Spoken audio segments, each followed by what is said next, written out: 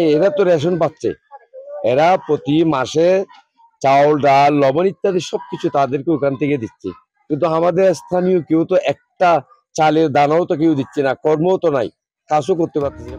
এমন আক্ষেপ টেকনাফের এক বাসিন্দার। শুধু তার নয়, পুরো টেকনাফবাসীর। আগে যেখানে ছিল প্রচুর কাজের সুযোগ, সেখানে এখন কোনো কাজ পান না স্থানীয়রা। বর্তমানে টেকনাফে রোহিঙ্গা অধ্যুষিত এলাকা হওয়াতে এইখানে শ্রম বাজারে ব্যাপকভাবে ধস নেমেছে।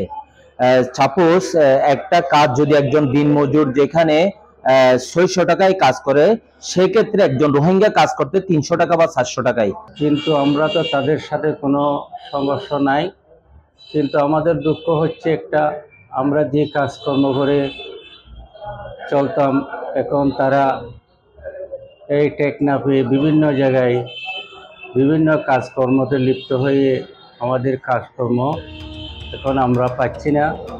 রোহিঙ্গা শরণার্থীদের কারণে ব্যাপক পরিবর্তন এসেছে টেকনাফের মানুষের। প্রতিনিয়ত ধ্বংস হচ্ছে কৃষি জমি ও পাহাড়, বৃদ্ধি পেয়েছে খাদ্যপণ্যের দাম।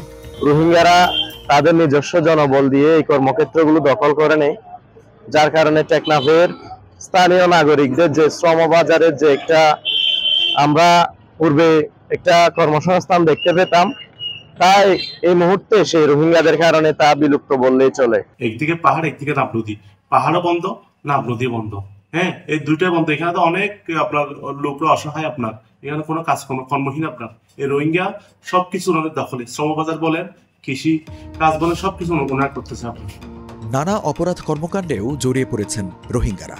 দীর্ঘস্থায়ী অবস্থানের কারণে জড়িয়েছে অপহরণ, মানব পাচার, মাদক ও অস্ত্র পাচারে।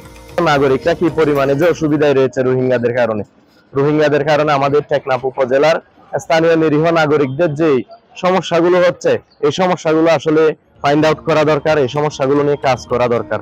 এমন পরিস্থিতিতে উদ্বেগে স্থানীয় জনপ্রতিনিধিরাও। শঙ্কা, রোহিঙ্গারা ফেরত না গেলে পরিস্থিতি আরো ভয়াবহ হবে। এই রোহিঙ্গারা শ্রম বাজার দখল করার কারণে প্রপারলি আমরা লেবার কাজ করতে পারতেছি না, বিধায় আমাদেরকে খুব কষ্ট করে দিনাতিপাত করা হচ্ছে। তো আজকে না হয় কালকে হয়ে ওনাদের মায়ানমারে চলে যেতে হবে, একদিনে যেতে হবে। ওইটাতে এই বাংলাদেশ তো কোনো রোহিঙ্গার দেশ না। আপনার এখানে যদি রোহিঙ্গা যদি ওরা মনে করে যে আমরা এখানে বাংলাদেশ থাকবো, রোহিঙ্গা হিসেবে চিরকাল থাকবো, এটাতে পারা যাবে না। এটা তো আমাদের এখানে বোঝা। এখানে দেখেন অন্য জায়গায় সে এখানে তরি তরকারি বলেন, সবকিছুর দাম বেশি। আপনি এখানে পুলিশ বলছে টেকনাফের বেশ কয়েকটি এলাকায় অপহরণকারীদের গ্রেপ্তারে অভিযান অব্যাহত রয়েছে। সেই সাথে মাদক কারবারিদেরও চিহ্নিত করা হচ্ছে। রোহিঙ্গা ক্যাম্প মৌচুনি, জাজিমুড়া, ওয়াইকং, রঙ্গিখালি এলাকায় অপহরণের চক্র যারা আছে, আমরা ওই এলাকা ভিত্তিক আমরা নিয়মিত টহল জোরদার করেছি এবং যারা অপহরণকারী চক্রের সদস্য এবং মূল হোতা তাদেরকে ধরার জন্য আমরা চেষ্টা করতেছি এবং তাদেরকে আমরা আইনের আওতায় নিয়ে আসব। আমাদের মাননীয় পুলিশ সুপার মহোদয়ের নেতৃত্বে আমরা এই টেকনাফে যারা রোহিঙ্গা অপহরণকারী দলের সদস্য, সন্ত্রাসী কার্যক্রম পরিচালনা করতেছে, মাদক ব্যবসায়ী, আমরা তাদেরকে গ্রেপ্তারের জন্য নিয়মিত অভিযান পরিচালনা করতেছি। 2017 সালে মিয়ানমারের রাখাইনে নির্বিচার গণহত্যা সহ মানবতা বিরোধী নানা অপরাধ শুরু করে দেশটির সামরিক বাহিনী। সে বর্বরতায় টিকতে না পেরে একসঙ্গে 10 লাখ রোহিঙ্গা বাংলাদেশে পালিয়ে আসে। এরপর দফায় দফায় আসে আরও রোহিঙ্গা শরণার্থী।